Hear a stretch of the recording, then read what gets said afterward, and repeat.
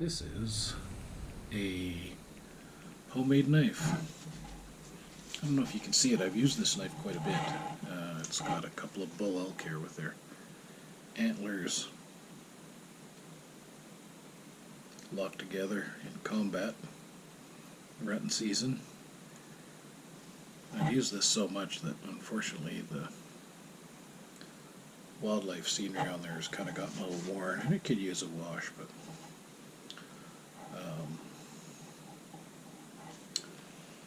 local guy in Prince George here made it. He's since passed away. He was in his 80s when he made this. It was a custom design. That's a 6.5-inch blade, planer blade steel. You can see it's fairly thick, and the brass rivet there was pounded in because there was a hole here in the steel he used, and that's where the blade was bolted onto the apparatus and the mill it was from. It's good quality steel. It takes an edge, keeps an edge. I believe that's a deer antler there, the handle, if I remember right. Yeah, it looks like a deer, and it's pretty old now, this knife, 20 years, 25 years. I put baby oil in there just to keep it moisturized, because otherwise it cracks up. You can see some cracks here. It's due for a little TLC.